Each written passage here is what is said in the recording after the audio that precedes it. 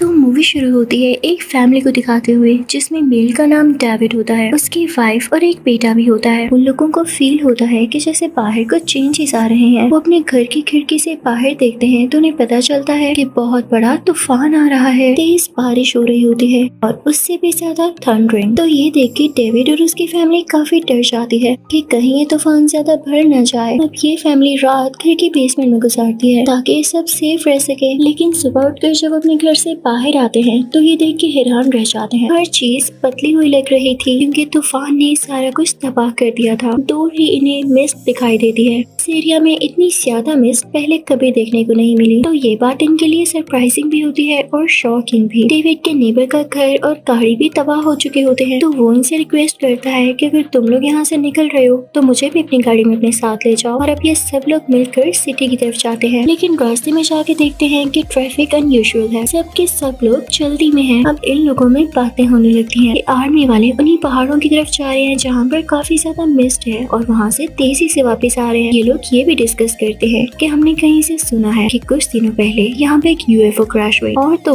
उसमें एलियंस भी थे जो कि यहाँ पर मारे गए क्योंकि वो जम चुके थे। लेकिन कुछ लोग तो ये भी कहते हैं कि वो मरे नहीं थे, मेल्ट होते ही वो दोबारा से रिवाइव हो जाएंगे। रास्ते में हम बहुत सी और भी चीजें देखते हैं जो कि लोगों में और भी ज्यादा डर पैदा करेंगी। यानी कि लोगों का स्टोर्स में जाके बहुत ज्यादा खाना इकट्ठा कर, जैसे तूफान आने की वजह से सब कुछ तबाह बर्बाद हो जाए। इसीलिए लोग अपने घर में खाने पीने की और जरूरी चीजें इकट्ठी कर रहे थे कि फ्यूचर का कोई पता नहीं। उधर आर्मी में भी हलचल थी। तभी वहाँ पर हम एक बूढ़े आदमी को देखते हैं जिसकी नाक से खून आ रहा होता है और वो सबसे कहता है कि उस जगह जहाँ पर मिस्ट है कभी भी मत जाओ, उस जगह बहुत खतरनाक है, वहाँ पर कुछ न कुछ जरूर है। इसी के साथ एक बहुत बड़ा टोर्नेडो आता है जो कि मिस्ट का ही बना होता है। वो लोगों को अपने अंदर लेने लगता है और हर तरफ से लोगों के चिल्लाने की आवाजें आने लगती हैं। सब लोग अपने अपने बच्चों और अपने लोगों को लेकर स्टोर के अंदर ही छुप जाते हैं। तभी वहाँ पे एक औरत बोलने लगती है कि मेरे बच्चे घर में अकेले हैं, क्या कोई मेरी मदद करेगा, मेरे साथ बाहर आएगा। तो कोई भी उसकी मदद नहीं कराता क्योंकि सबको अपनी जान की फिक्र होती है। तो वो औरत अपने बच्चों के लिए खुद ही बाहर निकल जाती है। अब हम डेविड के बेटे को देखते हैं जो कि काफी डरा हुआ होता है और उसे सर्दी लग रही होती है। तो डेविड उसे कहता है मेरे बेटे, मैं तुम्हारे लिए अभी ब्लैंकेट लेकर आता हूँ, तुम यहीं पर रहना। वहाँ पर और लोग भी होते हैं जिन्हें वो अपने बेटे का ध्यान रखने के लिए कहता है और खुद जाकर ब्लैंकेट लेने आता है। यहाँ पर वो देखता है कि किसी चीज से धुआं निकल रहा है। वो उस जनरेटर को ऑफ कर देता है लेकिन तभी उसे रियलाइज होता है कि जैसे उसके पीछे कोई है और उसे देख रहा है। डेविड वहाँ से फौरन से भाग जाता है। बाहर जब वो निकलता है तो सारे स्टाफ मेंबर बात कर रहे होते हैं कि किसी ने जनरेटर बंद कर दिया है, हमें जाकर उसे ऑन करना होगा। डेविड उनको बहुत समझाता है कि वहाँ पर नहीं जाए, वहाँ पर कोई है, मैं आपको बता रहा हूँ कोई सॉलिड डेंजर है। लेकिन उसकी बातों पर ध्यान नहीं देते। अब स्टाफ जब अंदर जाके उस चीज को देखते हैं तो उन्हें पता चलता है कि जनरेटर में एक ऐसा इशू है जो कि बाहर जाकर ही ठीक हो सकता है। तो उनमें से एक वर्कर कहता है कि मैं बाहर जाकर इसको ठीक कर दूंगा, मुझे इन चीजों से डर नहीं लगता। अब वो आहिस्ता आहिस्ता से शटर ऊपर करने लगते हैं ताकि वो लड़का बाहर जा सके। लेकिन वो लोग देखते हैं कि बाहर तो और भी ज्यादा मिस्ट है और तभी उस मिस्ट में से किसी का टेंटिकल बाहर आता है और उस लड़के की टांग को पकड़कर अपनी तरफ खींचने लगता है। अब डेविड उस लड़के को फौरन से पकड़ लेता है ताकि उसकी जान बच सके। लेकिन वो ऑक्टोपस के जैसे दिखने वाला टेंटिकल उस आदमी को अपने साथ ही खींच लेता है और डेविड कुछ नहीं कर पाता। डेविड उसकी टेंटिकल का कुछ हिस्सा काट लेता है। अब वो सारे स्टाफ मेंबर बाहर जाकर लोगों को ये बात बताने लगते हैं लेकिन लोग उनसे कहते हैं कि तुम हमें डर पैदा नहीं करो। तभी ये लोग उनमें से एक आदमी को अपने साथ उसी जगह पर लेकर आते हैं जहाँ पर टेंटिकल का एक हिस्सा टूट कर गिरा। जैसे ही उस हिस्से को स्टिक से टच करते हैं तो उसमें जान आ जाती है, जैसे पानी का बन के बाहर निकल गया हो, इसीलिए कि वो दोबारा से अपनी बॉडी के साथ जुड़ सके या रिकवर हो सके। तो वो आदमी भी डर जाता है और उनसे कहता है कि तुम लोग सच कह रहे हो, जिस स्टोर में ये लोग होते हैं उसके विंडोज और दरवाजे शीशे के थे।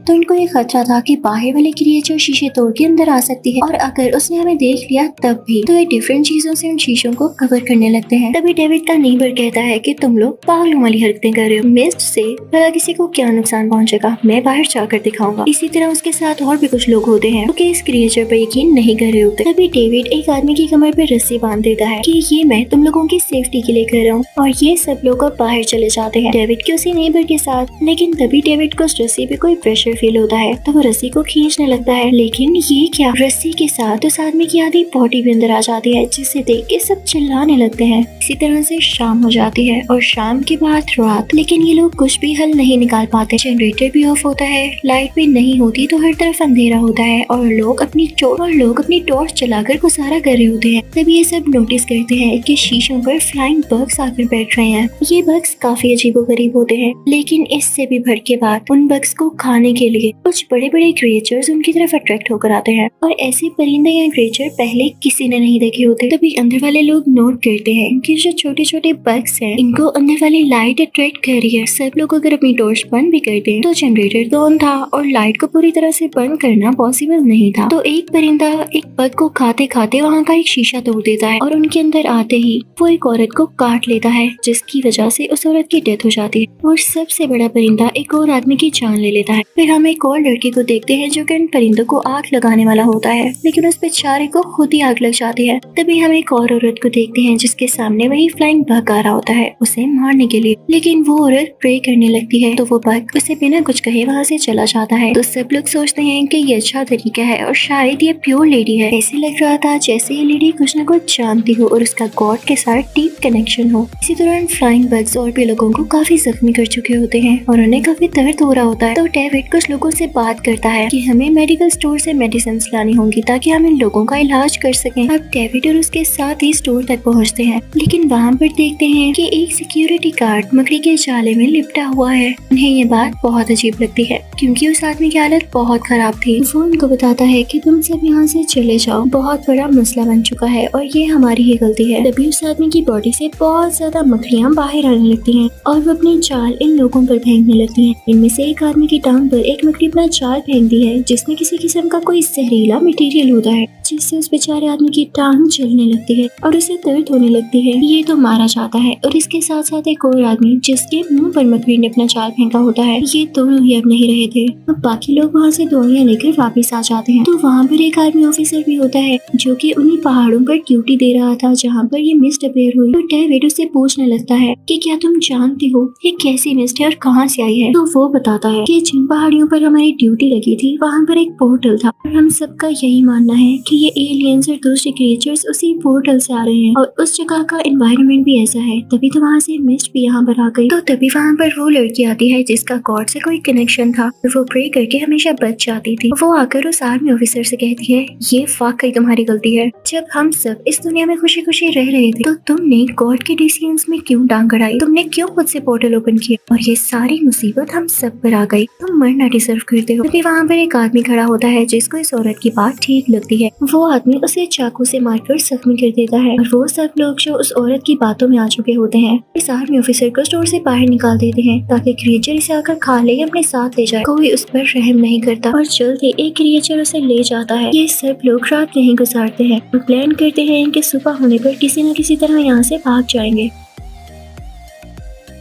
अब सुबह होते ही डेविड अपने साथियों से कहता है कि हमें निकलना होगा, लेकिन वो लेडी जो कि प्योर होने का दावा करती थी डेविड से कहती है कि तुम नहीं जा सकते वरना क्रिएचर्स हम सबको मार डालेंगे। तो जो उस औरत के साथ लोग होते हैं वो भी डेविड को जाने से रोकते हैं और वो सब डिसाइड करते हैं कि हमें इन एलियंस को रोकने के लिए एक और सेक्रीफाइस देना होगा और वो इस बार किसी और का नहीं बल्कि किसी बच्चे का होगा। और यहाँ पर डेविड तुम्हारा ही एक बेटा है जो कि बच्चा है, हमें इसको सेक्रीफाइस करना होगा। तो डेविड कहता है हरगिज़ नहीं और उसके साथ ही उन लोगों को रोकने लगते हैं। और इसी दौरान डेविड का एक साथ जो क्लासेस वाला आदमी होता है उस लेडी को शूट करके मार डालता है और ये उसका एक अच्छा स्टेप था, वरना वो लेडी बाकी लोगों को अपनी बातों में लगाकर गलत रास्ते की तरफ लेकर जा रही थी। डेविड अपने बेटे को गोद में उठाए और बाकी सब लोगों को लेके बाहर जाने लगता है ताकि अपनी गाड़ी में बैठकर यहाँ से जा सके, लेकिन तभी इनके सामने एक क्रिएचर आता है जो कि 2-3 लोगों को मार डालता है। अब बाकी बचे लोग डेविड के गाड़ी में जाते हैं और घर के लिए निकल पड़ते हैं। रास्ते में लोग देखते हैं कि घर, गाड़ियाँ, हर चीज तबाह हो चुकी है। डेविड जब अपने घर पहुंचता है तो ये देख के काफी टूट सा जाता है कि उसके घर में भी अब कुछ ठीक नहीं बचा था। इवन उसकी वाइफ की भी डेथ हो चुकी थी।